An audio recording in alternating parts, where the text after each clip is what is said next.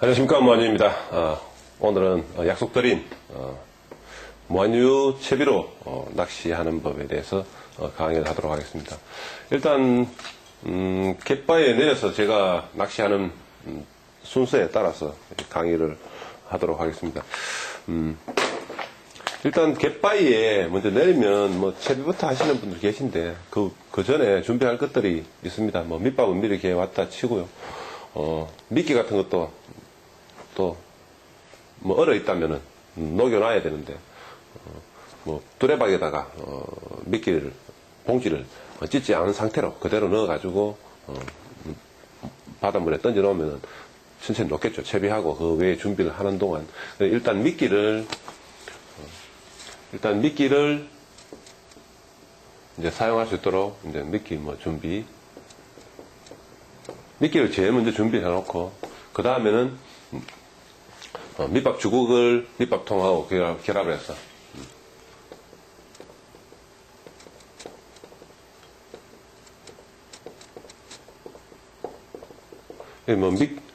주걱까지 결합해서 일단 제 위치에 낚시할 자리에다가 일단 갖다 놓습니다.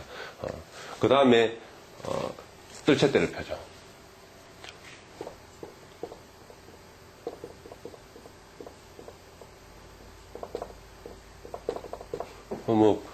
그 외에도 물 같은 것도 물도 준비해 놓으면 좋습니다.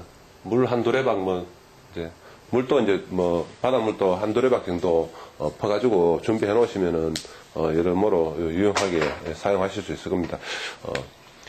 이런 준비들을 미리 해 놓게 되면 나중에 낚싯대를 다 펴놔 놓고 난 다음에 이 낚싯대를 어디 땅에 놓고 할 필요도 없고, 물론 낚싯대 종일 낚시하는 내내 들고 있을 수는 없는데 그럴 때를 대비해서 이 낚싯대를 기대 놓을 때 받칠 수 있는 수건이라든가 저 같은 건 이런 거 이제 실리콘 원래 튜브로 나오는 건데 이걸 이렇게 생겼는데 튜브가 이렇게 원래 생겼던 걸 잘랐습니다. 잘라가지고 그냥 놓는 게, 이 상태로 걸쳐 놓는 게 아니고 틈새에다가 이렇게 집어갖고 끼워 놓으면은 딱 끼워 놓은 상태에서 이렇게 걸쳐 놓습니다.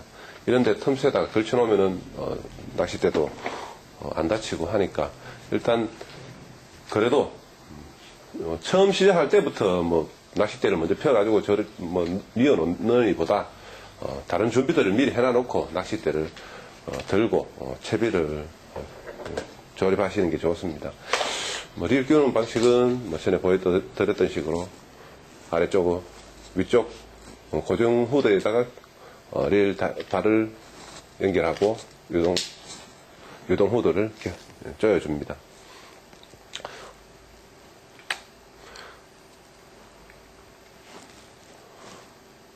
처음에 성급하게 하다 보면은 이거 베일도 안 열고 위쪽으로 줄을 빼가지고 닫힌 상태에서 줄을 빼가지고 채비 다 하고 난 다음에 보니까 닫혀 있고 이런 경우도 흔히 발생하는 예인데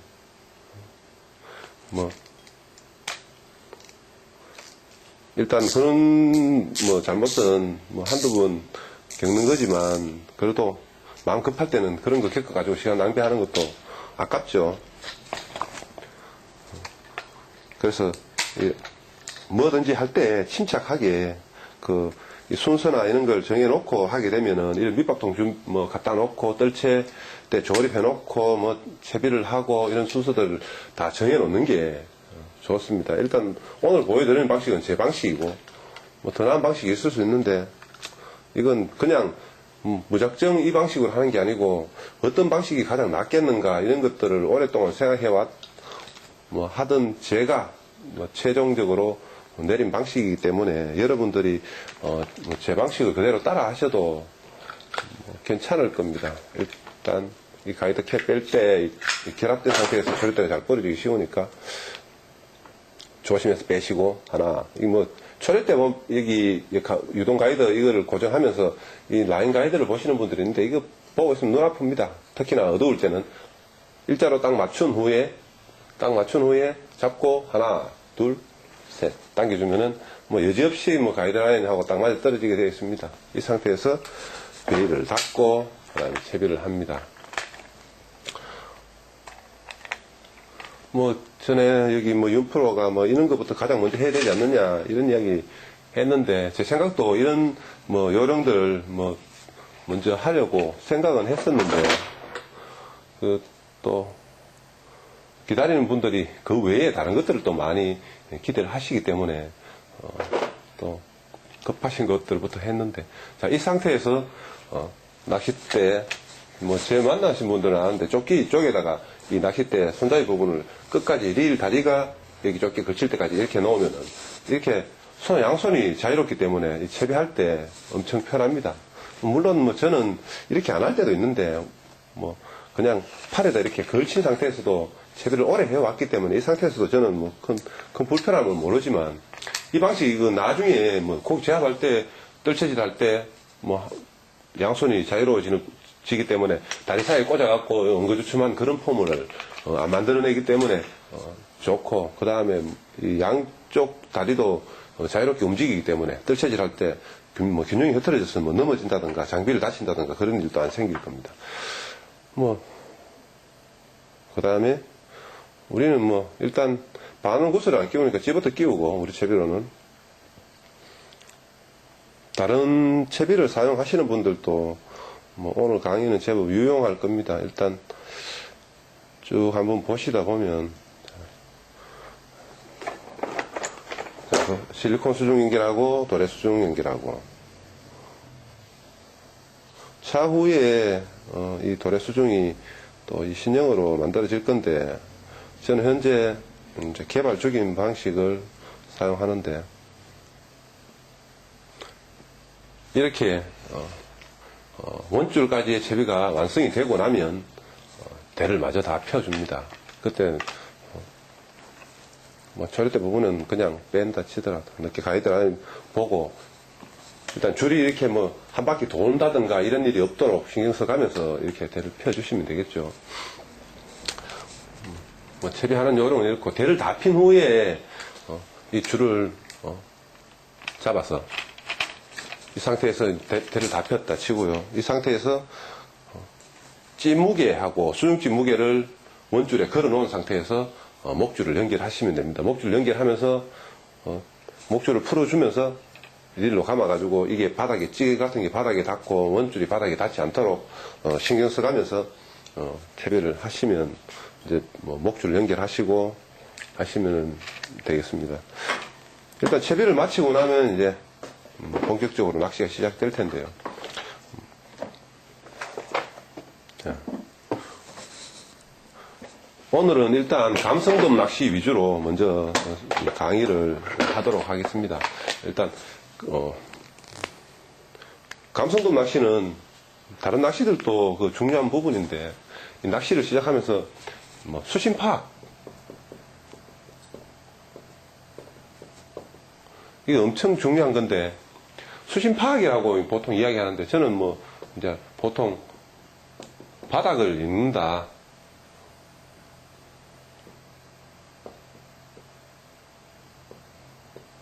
저는 이렇게 바닥을 읽는다고 표현을 합니다. 왜냐하면 바닷속 수중이 이렇게 평평하게 이렇게 되어 있다면, 뭐 평평하게 되어 있다면, 뭐 수심이 얼마다, 선장들 뭐 보통 얘는 수심 13m입니다. 어디에? 갯바위가 이렇게 이 앞에 있는데 어디에 13m라는 건데 어디가? 전체 다 13m. 이런 의문을 가져야 되는데, 선장이 13m라고 그랬다. 지금 현재 13m인지 만조대 13m인지 그런 걸 평균적으로 13m인지 말이 안 되는 겁니다.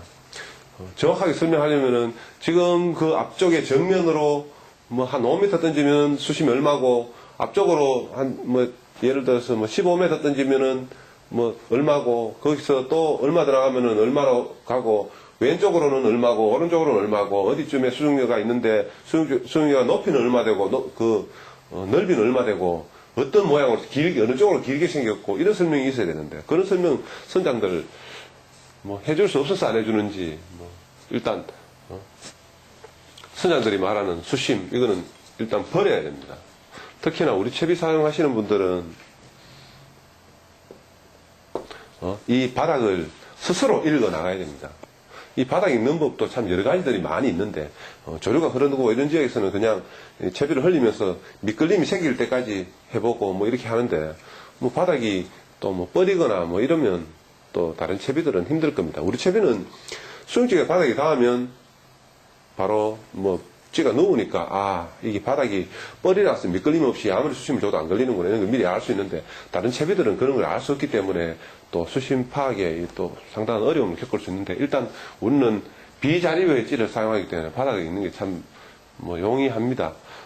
게다가 호수가 정확하기 때문에 권장봉돌 외에 권장봉돌보다 조금 더 물리게 되면 채비가 깔아지니까 처음에 찌가 던져지고 나면 나중에 찌매듭이 걸리고 이제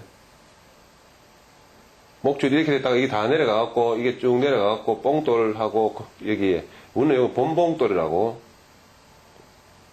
이거 본봉돌 권장봉돌 외에 더 물려서 채비를 깔아앉게 하는 걸 이제 잠길봉돌이라고 이제 뭐 제가 명명했습니다. 그냥 이름을 지었습니다. 명명했다, 뭐 이름 지었다 이거죠.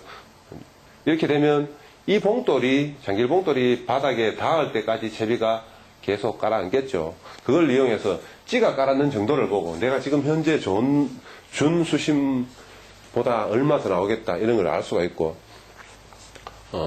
미끌림을 통해서 알 수도 있는데 일단 그 전체적인 내가 공략할 수 있는 전체적인 지역에 이 그 바닥 수심을 읽을 수 있어야 됩니다. 이 바닥 수심을 읽고 이제 바닥을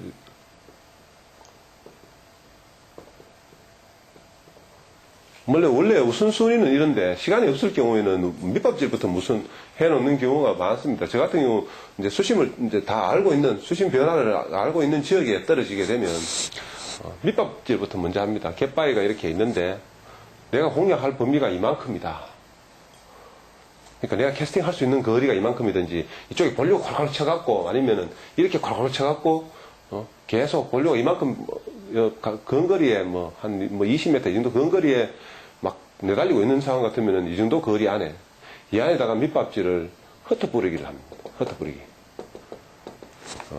이 흩어뿌리기도 이거 요령을 알고 계셔야 되는데 밑밥 주걱을 그냥 탁 던지는 상태가 아니고 이렇게 싹 끝까지 이렇게 후려주게 되면은 밑밥이 일직선으로 흩어지게 되는데 그것도 감각을 잡게 되면 위쪽에서 이렇게 하느냐 아래쪽에서 이렇게 하느냐에 따라 가지고 밑밥이 흩어지는 그 이제 거리나 이 폭이나 이런 게 달라지게 되는데 그것도 연습을 조금만 하시면은 뭐 자꾸자꾸 더 의도에 가깝게 될 겁니다. 이 안에다 뿌려놓는데 물론 이 조류가 콱콱 안 치고 이런 경우에는 내가 캐스팅할 수 있는 거리에 가급적이면 이 안에다 골고루 흩어뿌리는데 밑밥 흩어뿌리기는 거리 하나하나가 전부 따로 뭐 안맥 하나하나가 따로따로 날아가기 때문에 멀리 날아가지는 못하니까 이 한계가 이렇게밖에 안 됩니다. 그러니까 흩어뿌리기로 할 수 있는 지역 외에는 덤성덤성 한 주걱씩 그냥 이렇게 던져 놓습니다. 이렇게 한 주걱씩. 그 다음에 이 지역이 갯바위 형태에 따라 가지고 나름의 결정을 내려야 되는데 이 부분이 뭐 크게 쉬운 부분은 아닌데 유속이 뭐 크게 빠르지 않다든가 이런 것 같으면 물속 지형에 따라 갖고 아 이쪽이 좀 복잡하고 미끌림도 작고 밑에 바닥이 뭐 돌이나 자갈이나 이런 형태로 되어 있다고 판단되는 그런 구간이 있으면 그쪽에다가 한 5주걱이든지 이 정도 좀 약간 집중적으로 뿌려 놓습니다. 흩어뿌리기 한 다음에 뿌려 놓으면 이 처음에 흩어뿌리기 이제 활성 이거는 그 공략 지역 안에 있는 고기들 전체를 활성을 높이기 위한 밑밥질인데 이건 아주 효율적이라는 걸 여러 차례 확인할 수 있습니다. 이게 바닥을 다 알고 있는 지역에서는 아예 바로 채비하기 전에 이걸 해놓는 경우도 있고 한데 이런 식으로 흩어뿌려 놓고 한쪽에 집중적으로 해놓으면은 나중에 끝내는 이 지역에서 거의 고기가 다 나옵니다. 최근에 감성돔 낚시 간 게 6월 달인데 이쪽에 지역에 이제 저한테 낚시 배우는 그 동생들 둘이랑 갔었는데 총 9마리가 나왔는데 이 자리에서만 6마리가 나왔습니다. 이걸 집을 했다는 건데 물론 밑밥을 친다고 무조건 그 자리에 고기가 모이는 건 아닙니다. 밑밥 치는 자리에 고기가 모이게 되어 있다면 발 앞에다 그냥 여기다가 밑밥 덜어 부어 놓고 낚시를 하면 될 텐데 고기가 모일 만한 자리에다가 밑밥을 쳐야 되는 겁니다. 물론 모일 만한 자리가 여기만 있는 게 아니고 이 일대는 다 모일 만한 자리다. 이러면 한쪽에 내가 정해서 할 수가 있는데 뭐 아무 데나 있는데 막 쳐갖고 고기가 모이지는 않는다는 거죠. 그러니 이 바닥에 익는 능력이 상당히 중요하고 들쑥날쑥한데 바닥에 여기는 미끌림도 작고 돌이구나 아니면은 뭐 수중지가 탁 얹히는 그러니까 찌가 딱 눕는다든가 우리 채비의 경우에는 그런 경우에 여기 높은 턱이나 이런 게 있구나 턱 경계를 노려야 되겠다 아니면 조류가 흐르는 것 같으면은 그런 뭐 물속에 뭐 수중류가 이렇게 넣혀졌다 수중류 뒤쪽에 넣겠다 그러니까 위에서 봤을 때 수중류가 이렇게 있으면은 낚시꾼이 여기 있다 그러면 조류가 이쪽으로 간다. 그러면 뒤에 와류대가 생길 거고 이쪽에 오겠다. 채비를 떨어가지고 이쪽에 오게 하고 밑밥은 여기 넣겠다. 이래가지고 이쪽에 집을 한다든가 이런 식의 그 공략 지역 선정이 필요한 겁니다. 뭐 아무데나 뭐 임의로 막 그냥 정해진 자리에 고기를 모을 수 없다는 거죠. 그래서 우리는 감성돔이 모이기 좋은 자리 밑밥만 쳐주면은 좋아라 모일 수 있는 그런 자리 아니면은 밑밥을 안 치더라도 그 일대에 모여 있겠다는 그런 자리들 있죠. 뭐 방금 말씀드린 그 중에 이렇게 튀어나오는데 본류가 콸콸콸 친다. 물론 뭐 하루 종일 치는 데는 이런데 뭐 고기가 쉽게 있진 않은데 하루 종일 뭐 빠르게 진행하는 경우에는 이 갯바에서 어느 정도 거리가 떨어져 있는 자리라야 뱅에돔 그 감성돔들이 빠져나가지 않고 이 일대에서 계속 머물고 있습니다. 조류가 느리다가 빨라졌다.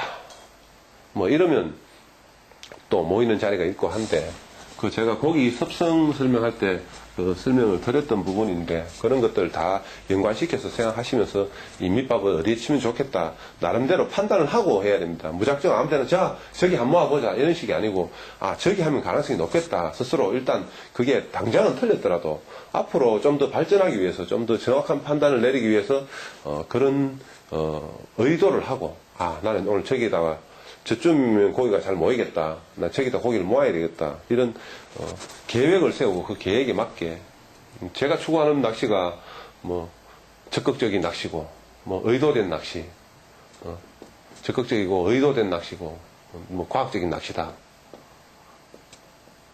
뭐 이거는 적극적이라는 거는 가만히 기다리지 않고 하겠다는 거 의도적인 거 이 의도된 낚시 이게 이 전체를 원래는 포괄하는 겁니다.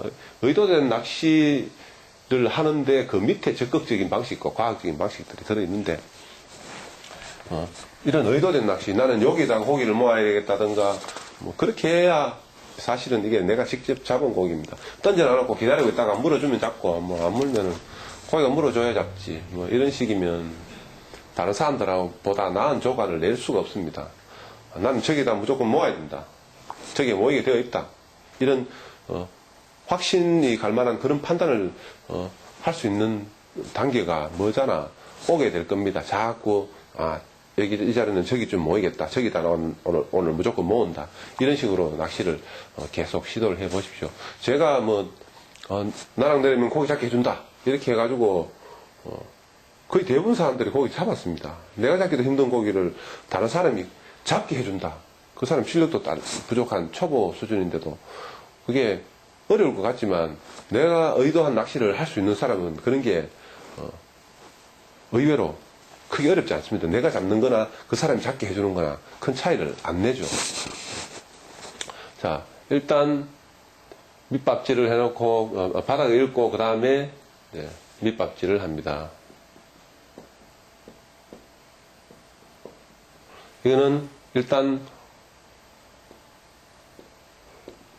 활성을 올리는 밑밥질을 먼저 하고 그 다음에 나중에는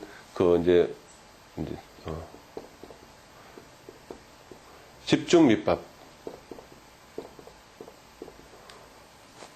이 자리에는 고기 절대 안 들어온다 이런 판단이 어떤 근거로 그걸 그런 판단을 내릴 수 있을지는 또 설명드리기도 좀 그런데 일단 지속적으로 그 자리에 계속 공략해도 고기가 안 나온다. 그러면 다른 지역을 한 군데다가 더 포인트를 만듭니다. 거기다가 또 흩어버리게 하고 밑밥질을 해서 또 모아서 해보고 거기서 또 하다가 다시 원래 원위치 와서 다시 또 한 번 더 해보고 그런 식으로 이제 공략해 나가면 되는데 밑밥은 많이 치면은 오히려 불리해집니다. 고기 입장에는 밑밥도 먹이고 미끼도 먹인데 수많은 밑밥 사이에 내 미끼가 하나 끼어 있는데 여기 내려오는 이 먹이들을 고기가 다 먹는다면 내 몇 개도 틀림없이 먹겠지만 이거 다 먹을 수가 없겠죠. 우리가 뭐 밑밥도 한 통 가져가는 양이 어마어마한데 보통 저 같은 경우는 크릴 넉장에 뭐 파우더 하나, 암맥 3개, 4개 이 정도 섞으면 끝이지만 그 양만 해도 감성돔 뭐 한 50급 감성돔 10마리를 배 터트려 죽일 수 있는 양인데 그걸 고기가 다 먹을 리가 없습니다. 물론 잡아가 옆에서 먹어주고 한다 치더라도. 그래서 밑밥 양을 적당하게 해야 되는데 이 적당하다는 자체가 어떤 종류에서든 이게 사실 참 어려운데 일단 제가 하는 방식을 그냥 따라 해 보십시오. 밑밥 양을 줄이면 일단 경비도 줄이고 조과 상승 효과도 틀림없이 확인하실 수 있을 거고 바다도 좀 더 백화 현상이나 이런 게 밑밥이 원인이다 이런 이야기도 많으니까 가급적이면 그 밑밥이 남아서 썩는 일이 없도록 적당량을 넣어줘야 되는데 한 번 캐스팅에 한 2주걱 정도. 그리고 고기가 나오기 시작하면 밑밥 양은 확 줄입니다. 근데 안에 있는 고기들끼리 경쟁이 더 붙도록 2번 캐스팅에 한 주걱 이런 식으로 줄이고 밑에 있는 바닥에 먼저 들어간 밑밥을 주워 먹도록 만들면서 위에서 내려오는 바닥에 있는 것보다 천천히 내려오는 거 받아 먹기 좋을 테니까 그런 밑밥에 반응하도록 적은 양을 주시면 되는데 일단 밑밥이 처음에 들어가니까 밑밥 설명이 들어갔는데 일단 낚시 순서 다시 짚어보도록 하겠습니다. 바닥을 읽고 하는데 이전에 사실 먼저 설명드려야 될 부분이 있었는데 이게 뭐냐면 채비를 이렇게 캐스팅을 하고 나면 다른 채비들이나 우리 채비나 이거 공통적인 건데 채비를 캐스팅을 딱 하고 나면 이 채비가 꼬였는지 안 꼬였는지 예를 들어서 이렇게 꼬여가지고 수용지가 이미 물에 떨어지자마자 찌를 깔아치기 시작했다. 그러니까 찌에 남는 그냥 찌만 던지라서 떠 있는 부분을 찌가 누르고 있는 상태가 되어버렸다. 그럼 채비가 꼬인 거겠죠. 우리 채비는 또 비자립이니까 처음에 딱 던져놓으면은 찌가 이렇게 낚시꾼을 향해서 보면서 둥둥 떠서 파도 따라 오르락 내리락 하고 있어야 되는데 그렇지 않고 떨어지자마자 물 속에서 들락날락 하는 깜빡깜빡하고 이런 상황 같으면은 채비가 꼬인 겁니다. 위에 목줄이 올라와서 이 찌 위를 감고 있다든지 하여튼 꼬인 겁니다.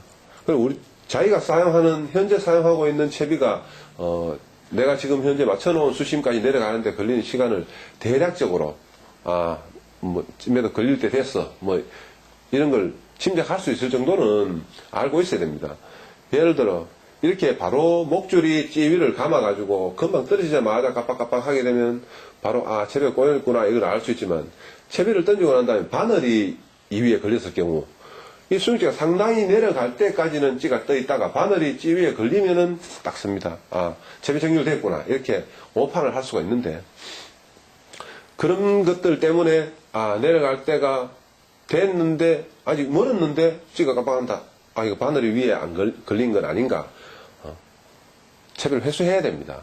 채비가 꼬였는데 그거 꺼냈다가 다시 던지기 귀찮아서 그냥 둥둥 떠내려가게 놔둔다는 건 그건 낚시를 안 하는 겁니다. 그래서 차라리 안 하려면 낚싯대를 꺼내놓고 그냥 앉아서 쉬는 게 낫지 꼬여 있는 상태로 흘리는 건 바보짓이죠. 자, 일단 채비 투척 일단 밑밥질은 일단 별도로 설명을 드렸고 별도로 분리해서 설명돼야 되는 부분입니다. 낚시하는 동안 밑밥질은 사이사이에 들어가기 때문에 일단 채비를 투척하고 이제 채비 투척을 하고 나면은 꼬임을 확인해야 됩니다.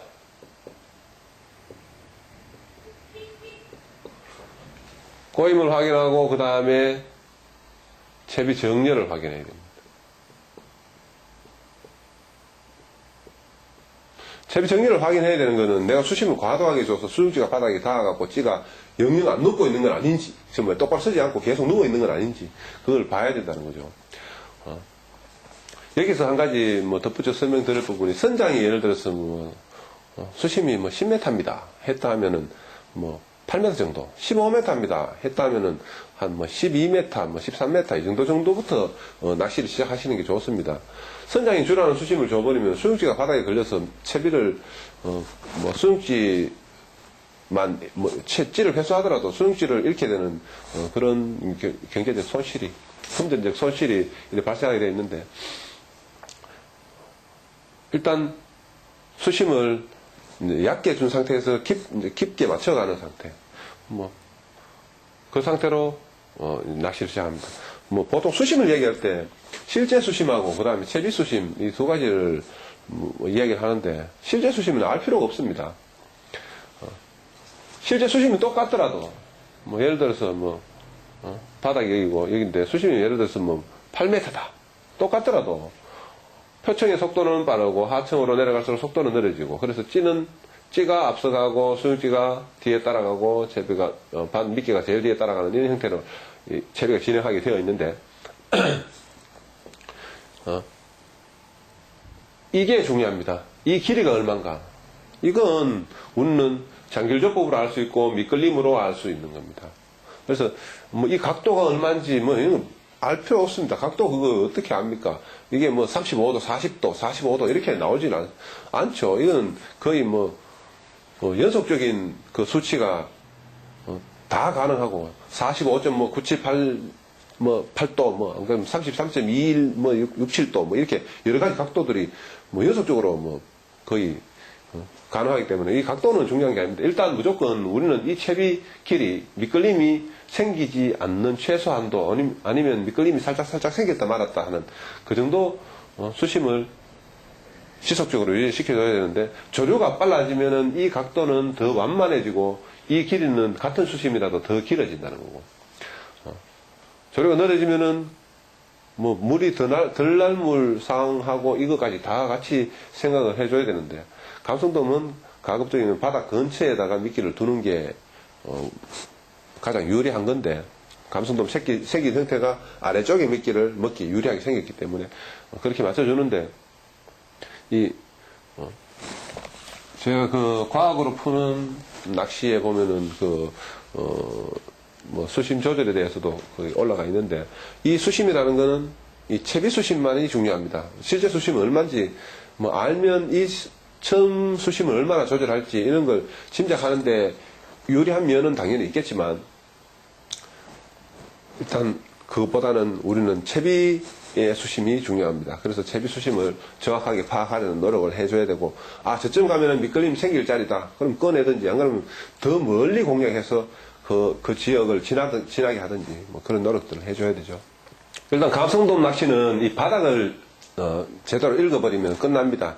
제가 이제껏 우리 홈페이지에 보면 그 낚시 이야기나 조연기에는 그런 내용이 있는가 모르겠는데, 낚시 풍경 사진에 풍경에 보면은 제가 올린 조가 사진 밑에 보면은 그 낚시 방법들이 자세하게 설명되어 있습니다. 그 상세하게 안 보시는 분들이 대부분이라고 생각하는데, 사진만 보고 넘어가시는데, 그냥 그 과정에, 낚시 가고 오는 과정에서 일어나는 일들, 그런 것들보다 저는 그 낚시하면서 그 파악해놓은 그 내용들, 낚시했던 방법들을 더 상세하게 적어 놨습니다.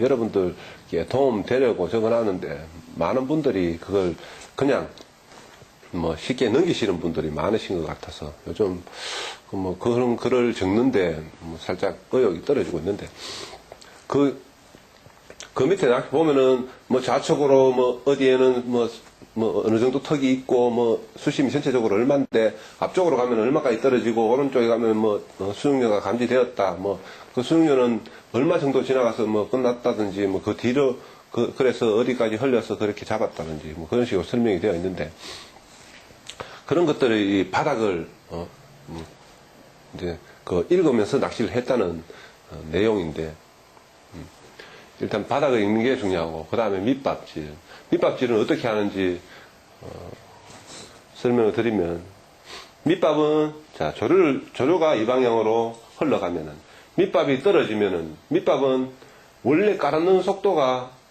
있을 거고, 그 속도가 보통 크릴 같은 경우는 1m 깔았는데 한 보통 12초 정도 걸립니다. 물론 크릴이 뭐 상태에 따라서 다르고 뭐 그런데 뭐 자꾸 이 보통 보면 12초가 빨리 내려가는 경우고 뭐 15초 뭐 이렇게 이 정도 속도로도 뭐 깔아놓고 그 빠르면은 뭐 더 느리게는 뭐 20초 정도 걸리고 뭐 이럴 수도 있습니다. 크릴 상태가 안 좋으면은 까는 속도는 더 느린데 크릴이 CR도 좋고 상태가 좋으면은 뭐 보통 11초, 12초 정도 만에 내려갑니다.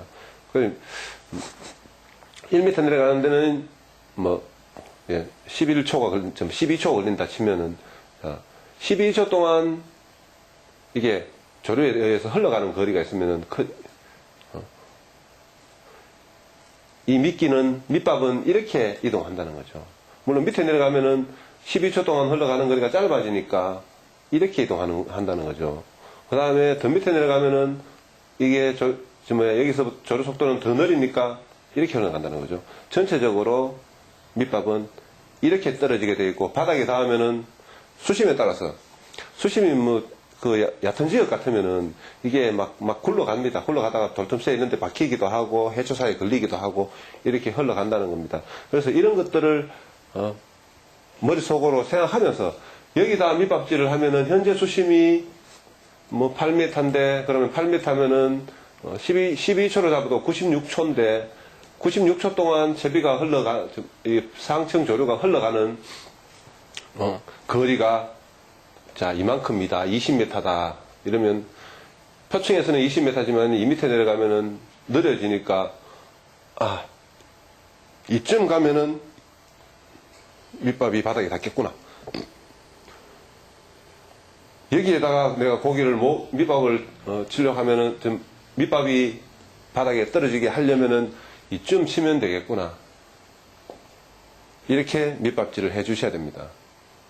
무조건 대충 쌍류에 대충 대충 하면 아무래도 정확도가 떨어지죠. 이런 생각을 하고 하게 되면은 아무래도 내가 의도한 대로 의도한 쪽으로 더 가깝게 갈 겁니다. 밑밥질은 이런 식으로 해 주시면 되고 고기를 걸고 난 다음에 그 뒷고기를 잡아놓기 위해서 밑밥질을 할 때도 내가 채비를 그래서 고기를 꺼내고 있을 때 고기가 이쯤에서 지금 막 끌려 나오고 있다. 그러면 밑밥질은 한 이쯤에 약간 위쪽에도 해줘야 됩니다. 원래 쳤던 자리 여기인데 많이 치면 안 됩니다. 이것도 한 주걱이나 이 정도 쳐주고 버려야 됩니다. 그 다음에 여기 한 주걱 치고 그 다음에는 원래 쳤던 자리 여기다가 밑밥질을 해줍니다. 고기 제압하고 난 다음에 마무리할 때 마무리보다 이 밑밥질이 먼저 선행이 돼야 됩니다. 고기는 뜰채에 담아놓고 다 끝났으니까 다음에 시간을 버는 거죠. 자, 밑밥이 여기까지 들어가는데 걸리는 시간이 8m라 치더라도 96초인데 96초를 버는 겁니다. 밑밥질을 먼저 해놓는다는 건. 그리고 이 안에 있는 고기들을 그대로 잡아놓는 건데 일단 많이 치면 안 됩니다. 한 개 아니면 두 개 밑밥질 그렇게 해주시면 되겠습니다. 그리고 그 다음에 이 중요한 게 이게 정말 중요한 건데 그럼 뒷줄 여유를 주지 말라고 해가지고 뒷줄을 자꾸 팽팽하게 잡아 당기거나 하게 되면 갯바위가 여기 있고 밑밥을 여기 쳤고 조류가 이 방향으로 이 밑밥 떨어진 자리에서 조류가 이렇게 흘러가고 있다. 장소에 따라서 휘어질 수도 있고 밖으로 나갈 수도 있고 이런데 일단 밑밥을 여기 치면은 이렇게 흘러간다고 칩시다. 채비는 물론 밑밥이 떨어진 자리보다 더 나중에 던져갖고 더 먼 거리에 던져가지고 여기서 채비 정리를 시키고 이 밑밥이 흘러가는 선상보다 바깥쪽에서 채비 정리를 완료시킬 수 있을 만큼 이 거리를 띄워서 캐스팅을 해줘야 됩니다. 그래야 이 밑밥은 들어가면 이렇게 퍼지면서 내려갈 건데 이 밑밥이 퍼지는 경계 바깥쪽에서 채비 정리를 돼서 이렇게 견제를 한두 번 하더라도 밑밥 안에 있다가 나중에 이 지역을 벗어나도록 물론 처음 여기 밑밥 경계에 채비가 올 때는 밑밥이 바닥에 닿는 근처 정도여야 됩니다. 이거 크게 어려운 건 아닌데 이때까지 이런 것들 모르셨을 수도 있는데 유명 낚시인이 제 방식을 여기 던지고 여기 동양도 삼각조법 이상한 말을 써가지고 제가 한마디 하니까 그런 말 안 쓰겠다고 해서 지금은 그 이름을 저한테 안 쓰겠다고 약속했기 때문에 안 쓰고 있는데, 이거는 접법이 아니고 이상적인 밑밥질하고 캐스팅하는 위치하고 재배 정렬을 시켜갖고 동조시키는 요령을 보여주는 방식입니다. 오래전부터 낚시 포털 사이트에 제가 알려왔던 방식인데, 대략 한 7, 8년 전부터 알려왔던 방식인데, 이 방식으로 하시게 되면은 이 밑밥 동조, 그러니까 밑밥하고 미끼가 근처에 놀도록 이렇게 만들기가 쉬울 겁니다. 이런 걸 전부 다 의도해서 계획을 세우고 그 계획에 따라서 되도록, 내가 생각하는 대로 재배가 운영되도록 해야 됩니다. 자, 요령 요렇고, 그 다음에 또 중요한 게, 자, 아까 뒷줄 견제를 자꾸 하고 긴장을 없애기 위해 가지고 뒷줄을 당기게 되면은 채비가 가만 놔두고 아무 원줄 영향이 전혀 안 받는 상황 같으면은 이 조류를 따라서 그대로 갈 텐데, 원줄이 달려있기 때문에 내가 안 끌어당기고 이런 동작을 안 하더라도 이 찌는 원래 흘러가야 되는 조류보다 안쪽으로 자꾸 끌려 들어오게 되어 있는데, 뒷줄 그 여유를 주지 않으면은 급격하게 끌려 들어가고 밑밥이 집중적으로 우리 공략청으로 들어갔을 때, 감성돔이 있는 청으로 바닥 근처에까지 이렇게 들어갔을 때 이미 내 미끼는 밑밥하고 완전히 분리돼서 이 안쪽으로 들어와 있는 이런 상황이 발생되게 되어 있습니다. 그래서 이 줄을 항상 여유 있게 줘야 되는데, 대끝에서 줄이 끌려서 일어서기 전에 줄을 줘야 됩니다. 여기에 이 밑밥 경계에 있던 채비가 안으로 들어오게 되는 건 어쩔 수 없이, 자, 표층의 조류가 빠르고 그 다음에 처음에 던진 상태가 이 상태라면 이 줄은 그대로 이 상태로 가려고 하기 때문에, 찌가 여기 있으면 줄은 항상 이렇게 가게 되어 있습니다. 그리고 표층의 조류가 빠르고 우리 채비 같은 경우는 수중찌가 버티기 때문에 줄이 먼저 가게 되어 있습니다.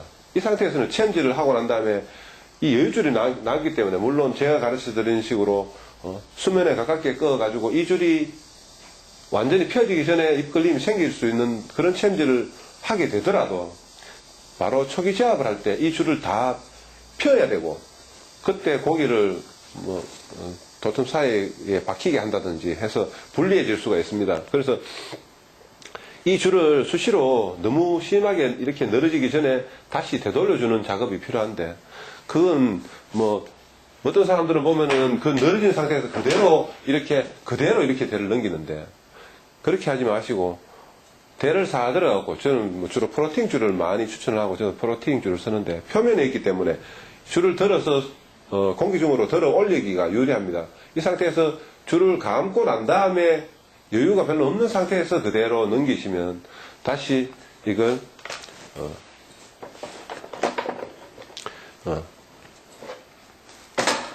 직선에 가까운 형태로 찌가 이렇게 흘러가고 난 다음에 이렇게 되어 있던 줄을 직선에 가까운 형태로 만들어주고, 다시 또 이 상태에서 다시 또 이렇게 끌려 나가지고 이렇게 가면은 또 넘겨주고, 이 과정에서 찌는 조금이라도 끌려오게 되어 있습니다. 조금이라도 끌려 들어오면 자꾸 밑밥 뒤 안으로 돌아와가지고 이 경계를 완전히 벗어나면은 채비는 회수해야 됩니다.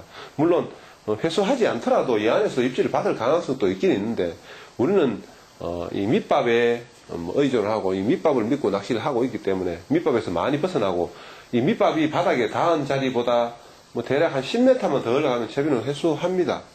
무작정 밑밥을 뿌려놓으면 한도 없이 흘러갈 것 같지만, 이게 바닥에 닿고 나면은 굴러가다가 돌틈새에 박히고 바닥에 그냥 속도가 느려서 해초 사이에 걸리기도 하고, 이래서 밑밥은 계속 가지 않습니다. 물론 무한정 흘리다가 잡는 고기도 있지만, 그건 운이 좋아서 잡은 고기지, 그건 내가 의도해서 잡은 고기가 아닙니다. 그건 물론 의도하지 않은 고기가 걸려줘도 참 반갑고 그 덕분에 손맛을 보면 참 좋겠지만, 이 안에 고기를 모아놨다고 가정을 한다면 여기 많은데 가능성이 높은 지역에다가 다시 한 번 더 채비를 흘려보내는 그런 낚시를 해야 될 겁니다.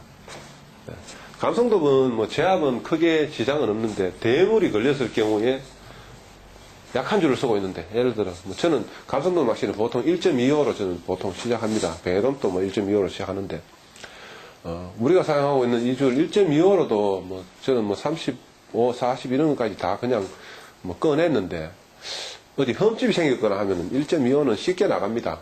쉽게 끊어지는 줄이라는 거죠. 근데 그렇지 않다면은 큰 지장은 없는데, 그런 약한 줄을 사용하고 있는데 큰 고기가 걸렸다. 그럴 경우에는 이 고기가 힘을 못 쓰게 하는 방식, 무한여식 제압법, 그러니까 휘젓기 제압을 해 주셔야 되는데, 그 때문에 다음 동영상 강의는 일단 휘젓기 강의를 찍을 계획입니다. 일단 자, 채비 정렬이 되고 나면은 그다음에 밑밥질하는 요령하고, 그 다음에 알고 난 다음에 밑밥질하는 요령하고는 방금 설명드린 대로, 그 다음에 원줄 관리라는 거죠. 자, 원줄 관리를 하는 것은 초기 제압에 유리하기 위한 거고, 그 챔질 같은 것도 유리하게 해주고, 그런 장점들을 갖고 있습니다. 원줄 수시로 넘겨갖고 직선을 만들어주는 노력이 필요하고, 넘기는 요령은, 자, 대를 들어가지고 수면에 붙은 줄을 물 밖으로 낸 다음에 살 감고 난 다음에 넘겨주는 식으로 해주시고, 수면에 대끝을 갖다 대서 일직선에 가까운 상태로 줄을 붙여준 다음에는 줄을 바로 풀어주기 시작해야 됩니다. 제가 그 무한여식 캐스팅, 무한여식 캐스팅을 제대로 보여드린다면은, 제가 하는 방법을 그대로 하면, 캐스팅하고 캐스팅하고 난 다음에 바로 서밍을 해서 미끼가 앞쪽에 떨어지게 하고, 이렇게 하면은 채비도 영 덜 꼬입니다. 일단 서밍하고 바로 찌가 물에 받는 저항을 이용해서 줄을 펴가지고 대끝을 딱 대주고 손을 떼주면은 바로 원줄이 가기 시작하면서 채비 정렬이 일어나기 시작하는데, 그때 꼬임을 확인하고, 채비 꼬였나 안 꼬였나 확인하고, 저도 캐스팅 하다 보면 채비 꼬입니다.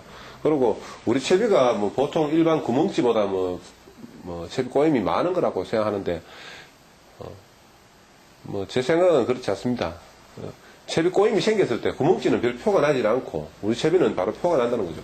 우리 채비는 줄 꼬임이 생겼을 때 찌가 깜빡거리는 형태로 나타나고, 보통 일반적인 채비는 찌 밑에 수증기가 위에 형광색으로 보통 되어 있는데, 이 형광색이 물속에 들어갔나 안 들어갔나 그걸 보고 그 계속 찌 바로 밑에 달려있나 안 그러면 내려가나 그걸 보고 확인하는데, 이게 조금 내려가갖고 목줄이 위에 미끼가 위에 걸린 이런 상황이면은 보통 구멍치 채비들은 채비가 꼬인 줄 모르고 계속 흘리고 이런 낚시를 하게 됩니다. 그래서 구멍치가 채비가 꼬인 줄 모르고 할 걸, 우리 채비는 채비가 꼬였는지 안 꼬였는지 확실하게 보여주기 때문에, 그런 낚시꾼이 피해야 될 채비 꼬이는데 모르고 하는 낚시, 빈바늘 낚시, 그것들을 피하게 해주는 겁니다. 자, 그 다음에 이 입질 시에 나타나는 그 형태들을 알아야 되는데, 보통 감성돔이나 이런 고기들은 대부분 시원한 입질을 하거나 또 천천히 움직이는 그런 형태의 입질을 할 때는 대부분 보면 삼키고 있는 경우가 많습니다. 이 바늘에 달린 이 미끼를 먹은 상태에서 밑밥을 잡고 그 주위 밑밥을 먹고 있는 경우 같으면은 입질을 확 가져가는 형태로 하지 않은 경우도 있습니다. 보통 큰 고기죠. 입 안에 있는 먹이를 빼앗길까봐 겁낼 필요가 없는 고기들은 먹이를 먹고 확 안 달아날 수도 있습니다.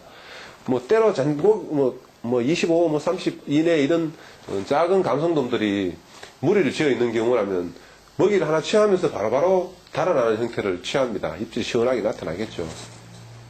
그래서 시원하게 나타날 수도 있는데, 큰 것들은 시원하게 안 나타나는 경우도 있고, 야간 낚시를 해보면은 우리 찌가 요만큼 잠기고 다른 채비는 표도 안 나고 이래서 우리만 연속적으로 막 잡아내는 그런 상황들이 많이 발생됐는데, 그런 것들 하나하나를 이게 혹시나 이게 미끌림인가 입질인가 의심스럽고 이런 상황 같으면은 그냥 미끌림이더라도 혹시나 그냥 강한 챔질 하지 마시고 그냥 슬쩍 끌어주는 그런 챔질 한번 해보시기 바랍니다. 미끌림에 챔질을 했더라도 손해볼 거 없고, 미끌림인 줄 알고 슬쩍 끄는데 고기가 놔버린다면 손해를 보기 때문에 일단 챔질을 무조건 해줍니다. 미끌림이겠지 하면서도 챔질 그냥 한번 툭 해줍니다. 제가 가르쳐 드리는 그런 챔질, 이렇게 대를 밑으로 낮춘 상태에서 챔질하는 그런 방식. 그 연습도 할 겸 그냥 챔질을 해주시면 좋습니다. 뭐, 배회돈 낚시도 제가 설명 중에 뭐, 이야기 했어야 되는 부분인데, 일단, 채비 회수할 때 그냥 챔질, 그냥 와서 이런 챔질 연습 한번 해주시는 게 좋고요. 그런 챔질이 몸에 익어버리고 나면은, 딴 생각하고 있다 입지라도 그냥 챔질은 위로 하지 않고, 제가 가르치는 그런 형태의 챔질을 하고, 챔질을 이쪽으로 하고 난 다음에 감고 난 다음에 반대로 끌면 고기가 힘쓰는 방향을 흐트러뜨리기에 좋습니다. 고기가 이래 있는데, 이거, 뭐 고기 습성 강의할 때 했던 건데, 고기가 이쪽으로 막 끌고 있는데, 내가 챔질을 이쪽으로 해가지고, 대가 이렇게 있다가, 대를 또 반대로 딱 돌리게 되면은 이쪽에서 고기 입에서 이 각도가 커집니다. 그래서 챔질은 이쪽으로 하고 바로 챔질 이쪽으로 펌핑하고 감고 난 다음에 펌핑을 반대로 해주고 또 감고 또 이렇게 끌고 릴링도 그대로 그 각도로 가줍니다. 이 상태로 챔질하고 난 다음에 대를 세워서 감는 게 아니고 그대로 해가지고 그대로 감아 들어가고 또 반대로 해서 또 반대로 또 감아 들어가고 이런 식으로 하게 되면 약한 줄에 걸린 큰 고기를 쉽게 제압을 할 수가 있죠. 고기 손맛을 봐야 되는데 그 고기가 힘을 못 써서 손맛을 못 본다. 무한연식 제압의 뭐 단점이다. 뭐 그렇게 이야기한 우리 회원들이 몇 분 있는데 40cm 감성돔이 힘을 전혀 못 쓰고 나오더라. 그건 그냥 손맛 보고 싶으면은 휘적게 제압을 하다가 멈추면은 바로 고기가 힘을 쓰기 시작합니다. 그래서 그건 각자 선택이고 나는 이 고기를 무조건 잡아야 되겠다 생각되면은 그냥 휘적기로 끝까지 가버리면 됩니다. 챔질하고는 반대로 끌고 감고 반대로 끌고 감고 바로 발 앞에 와서 들어갈 때는 좌우로 대를 그냥 흔들어주면은 우리가 뭐 목줄 1호로 뭐 숭어 7, 80대는 이런 것들을 막 마음대로 꺼내듯이 1호 목줄 숭어 그 7, 80이면 쉽게 터뜨리는 그런 줄인데도 불구하고 한 마리도 안 터뜨리고 다 꺼냈습니다. 연속적으로 한번 캐스팅 한 마리씩 잡아내는 그런 숭어를 그러니까 그런 유용한 방식들 무한유리 캐스팅 꼭 섭렵해 내시길 바라고요. 자, 잡어들이 물 때 물채비가 이 빈발 낚시도 막아준다고 했는데 보통 보면 멸치나 이런 거 여기 뭐 김호중 프로가 저하고 같이 현장에서 수업하면서 낚시 같이 하면서 뭐 멸치를 뭐 정아웃시를 시켰다. 입안에 정확하게 걸리게 잡았다고 막 저한테 보여줬는데 이 작은 멸치 이런 게 막 잘라들어도 찌가 쏙쏙 끌려 들어가고 그러니까 미끌림처럼 쏙 끌려 들어가면서 장길조법처럼 막 끌려 들어가면서 막 떠내려갑니다. 계속 간다는 거는 채비가 그대로 간다는 거는 이거는 미끌림은 아니라는 뜻이고 계속 깔아난다는 거는 장길조법이 아니고 아닌데 깔아난다는 거는 뭐가 당기고 있다는 건데 손가락만은 진짜 손가락 새끼손가락 길이도 채 안 되는 그런 멸치가 미끼를 이렇게 당기고 있어도 이 찌에 표가 나도록 하는 채비가 우리 채비입니다. 그래서 그런 점들을 알고 대응하시고 미끌림 보면 미끌림하고 장길조법에서 차이는 뭐냐면 장길조법은 떠내려가면서 깔아앉고 미끌림은 거의 제자리에서 이렇게 깔았습니다. 이렇게 되어 있으면 이렇게 깔았겠죠. 미끌림일 때는. 근데 장길조법은 이렇게 깔았습니다. 차이가 있죠. 장길조법 크게 어려운 거 아닌데 시도 한두 번만 해보셔도 대충 하겠네. 뭐 웬만하면 바보 아니면 본인이 바보라고 생각하시는 분은 하시면 안 되는데 뭐 바보는 아니지. 이 정도만 돼도 할 수 있는 아주 쉬운 낚시입니다. 장길조법 하시면 채비 소실도 줄이고 제압까지 다 했는데 중요한 건 차례대로 한번 짚어드리고 난 다음에 마감하도록 하겠습니다. 미끼 준비하고 밑밥통 제위치 뜰채 때 조립하고 그 다음에 뭐 수심을 아는 지역이면은 밑밥질부터 먼저 흩어뿌리기 해가지고 공략할 지역을 정해놓고 하고 그 다음에 채비를 던져갖고 조류 같은 걸 읽고 난 다음에 고기가 그 다음 바닥을 읽고 난 다음에 고기를 모을 자리를 정하고 거기에 맞춰가지고 밑밥질을 해야 됩니다. 공략할 지역 전체에다가 흩어뿌리기 해서 전체 전역의 활성을 높이고 그 다음에 모일 만한 지역 스스로 판단을 내려서 그게 판단이 뭐 처음에는 틀릴 경우가 많지만 앞으로 갈수록 맞을 경우가 더 많아질 겁니다. 집중 밑밥질 한 뭐 5개 이 정도 던져 놓으시고 거기에 맞춰갖고 한 번 캐스팅에 2주걱씩 들어갑니다. 밑밥질 하는 요령은 수심에 따라 가지고 유속에 따라 가지고 자, 얼마 가가지고 이 위치에다가 밑밥을 넣으려면, 이쯤에 던지면은 바닥에 가서, 요 위치 바닥에 가서 닿겠구나. 계산해서 넣으시고, 밑밥이 떨어진 자리가 여기면 채비는 밑밥보다 아래쪽에, 밑밥 치고 난 다음에 밑밥이 바닥에 닿기 전에만 채비를 정리를 시키면 되니까, 밑밥 던지고 채비는 여유있게 멀리 던져서 여기서 밑밥이 흘러가는 선상 바깥쪽에 오기 전에 채비 정렬이 끝나도록 먼 거리에 투척을 하시고, 밑밥이 바닥에 닿는 지점 앞쪽에서 밑밥 경계로 붙여주시고, 그 다음에 원줄 관리 수시로 해주시는데 대를 들어서 줄을 넘겨서 붙여주시고, 바로 또 줄을 채비가 안으로 끌려 들어오지 않게 넉넉하게 주셔야 됩니다. 뱅에돔 낚시도 조류가 가는 지역에서 낚시하게 되면은 이 뒷줄이 팽팽하게 당기는 그런 일이 생겨서는 안 됩니다. 그렇게 되면은 이 채비가 갯바위 쪽으로 더 붙게 되고, 밑밥이 흘러가는 뒤쪽에 뱅에돔이 있는데 이 미끼가 밑밥하고 완전 영판 땅판으로 가면 안 됩니다. 뱅에돔 낚시도 밑밥하고 완전 동조는 안 시키지만, 밑밥이 여기 있으면은, 자, 낚시꾼이 이쪽에 있고 밑밥이 여기 있으면 미끼는 이쪽에 있는 상태에서 계속 가져야 되는데, 갯바위 쪽으로 붙어버리고 하면은 밑밥이 있는 데를 벗어나면 안 되는 겁니다. 뭐 비싼 돈 들였으니까 그만한 가치를 만들어내야 되죠. 밑밥. 자, 그 다음에 제압은, 챔질은 자기 몸 쪽으로, 그리고 오른손잡이는 왼쪽으로 챔질하고, 그 각도로 챔질하고, 릴링하고, 반대로 끌고, 릴링. 왼손잡이는 반대겠죠. 자, 그리고 보통 보면은 고기가 보이기 시작하면은 뜰채질 할 준비를 하는데, 뜰채질 이렇게 하다가 혹시나 대를 펴고 있는 상황에서 고기가 다시 힘을 쓰게 되면은 이 감당 안 됩니다. 릴링을 할 수도 없고, 그래서 고기가 완전히 항복했다고 판단될 때, 고기가 아가미 뚜껑 부분이 물 밖으로 나와 있는 상태로 놔뒀을 때 고기가 반항을 더 이상 하지 않을 때 뜰채를 지는 게 요령입니다. 뜰채에 담으시고 나면,